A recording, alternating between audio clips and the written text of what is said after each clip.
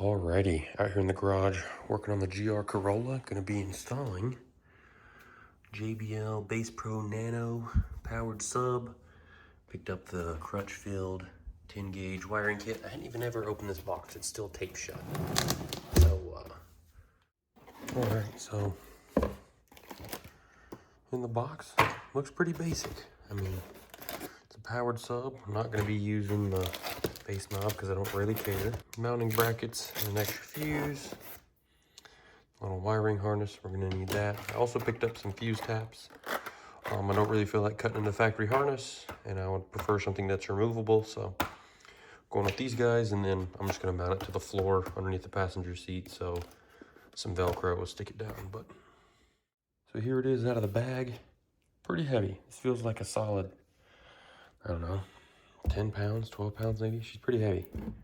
And if I get the angle right, you can see the 6x8 rectangular sub there. Got your hookup, so excited to get this guy installed. Like I said, we're gonna be putting it under the passenger seat. Step one is gonna be getting our 12-volt power. So luckily for us, Toyota got our main 12-volt here. There's another stud right here, which is what we're gonna be tapping into for our 12-volt. Then running that guy along with these. And just a little note, once you loosen up your 10 mil here for your positive battery terminal, you have this little strap. It's similar to how like air filters are held in. So undo the strap, flip it up, and then you can just pick up this whole block and remove it. Come on now, I just had it off. There we go. So you can wiggle that out of the way. If you leave that thing latched, you obviously aren't gonna be able to pick it up. So step one. And then from the back of the car, we can see, right, this is where a lot of the factory wires go. They go up underneath the rear seat. About right here, you can feel there's a metal latch. If you reach down here, if you just grab kind of close to it and pull up, you can undo that side. I don't want to grab in the middle of it, so. And boom. You've now got access to your wiring. Center seat belt here, right? Got this little guy on the bottom. It plugs into this smaller one here. If you just kind of pull it out of this rubber holster, you can see you got a little red tab here. You push that in with a screwdriver and it comes out like a normal seat belt. You're gonna move the whole bottom portion of the seat. And so now we're gonna wanna remove the passenger seat. I don't know if we're gonna remove the driver's seat just yet, but passenger seat for sure. Right, you obviously have 4 bolts. 1 in each corner. Already got the back 2 out. Using a T45. It might actually be a T50, but a 45 works. They're not super tight, so here it is with the seat removed. Relatively straightforward, all these connectors. This guy here is kind of annoying. You have to stick a screwdriver or something up to pry this yellow tab up in the center. You would think it's this white tab here, but that is not it. It's this little yellow one in the middle. So pry that guy up and you can pull the connector out. Then you need to disconnect the harness from the bottom of the seat, but easy enough. Now that guy's out, we're gonna test fit the sub. So I think this is about where it's gonna live. And I hope that I can get the connectors on this side, because I'd prefer not to be able to see them from here. Yeah, that's about where she's gonna live. So we need to get to running the wires. And then I think we're gonna have to remove this like piano black portion of the center console to pass the wires over, because the factory amp is under the driver's seat. I don't want to have to remove the driver's seat, so I'm hoping that I can just tap into the wires and run them over, but I think we need to go ahead and get the power wire ran for now.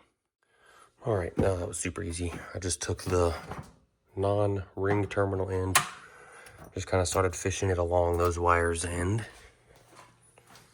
popped out right here. Easy enough. I'm just gonna pull it. You can tuck it up underneath your panel here, and then went ahead and removed this little kick plate. Just kind of yank up on it and she'll come out, and that'll allow us to run it through here and get our power where we need it. All right, so you can see the fuse block is mounted on that piece there. Got a zip tie holding it with the other wires. And then before you run it up underneath here, make sure you put it behind the seatbelt. But then you can see I got another zip tie here. Haven't trimmed it yet. And then it runs along. I was wanting to put it through this like valley here, but couldn't get it snaked through. It gets pretty thin, so I just kind of followed this existing wire. This black wire is already here. And then, just like you did on that rear one, this piece kind of pulls up. See the notches? And then this guy honestly just pulls out, so we have access to all behind here. See, more zip ties. I haven't trimmed them yet just because. Run it underneath the carpet, and we come out of this pre-existing hole. So that leads us to our ground wire now. It's not nearly as long, obviously, right? And I've seen some guys, like on the forums, use the seat bolts. I don't really want to do that. I don't want to have to drill and tap a hole. There's already a couple holes here that I thought maybe I could thread, but if we work our way up a little bit, there's a ground right here already for the harness, and I've already checked is long enough if I run the ground, because I don't want to run it behind the seat belt. I just don't want it to get snagged. So if I run it down along this harness and then zip tie it along, I'm going to cut these zip ties and redo them. It'll reach like right here, and then the pigtail for the amp itself will reach the rest of the way. So I think that's the direction we're going to take. Pre-existing ground. It's obviously a known good ground because there's already wires there, and yeah, I don't have to worry about tapping or drilling any holes or anything, so I think that's what we're gonna do. All right, making progress. Got all the zip ties trimmed up, wires soldered and heat shrinked, ran underneath there. I did unbolt the driver's seat, but we don't need to remove it because we just need access to the amp.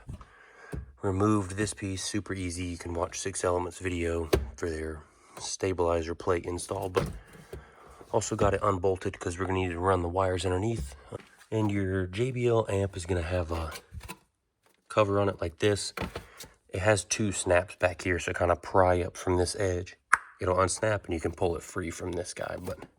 And then this is the connector we're looking for here. And I'll put up a picture from the forum of the wires that we need to tap into.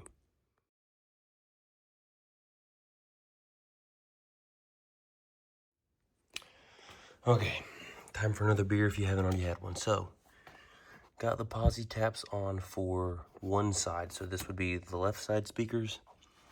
Wires run up along here. It's really hard to see, but they run along there. And they come out here. And like I said, these 2 wires are for the left side. So if we look here, high level input, the left positive and negative are the 2 white. So white, all white is the positive, white with black is the negative. So we're gonna go ahead and get these guys soldered up, and then we can run our right side speaker wires over to here. All right, so now we've got all of our wires ran. And over here on the passenger side, they're all soldered up, good to go. We don't need this blue one. This is your remote. Since we're using high power, we don't need it. Gonna plug this in, throw the seat back in here, plug it in, and then we can reconnect the battery and see if it works. All right, had to switch cameras because my phone is gonna auto connect. So let's get this guy on. Yeah, I know, shut up. Fuse is in. See, oh, she's powered on. Oh yeah.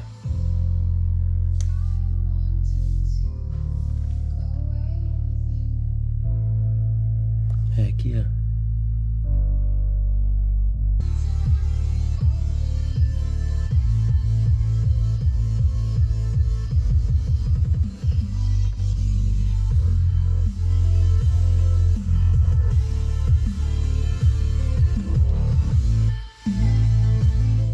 "72 hours later."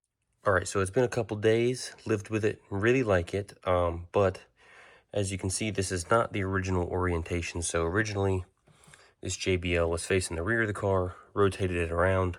And so as I'm sitting here editing this, I realized I never explained why I had to rotate the sub.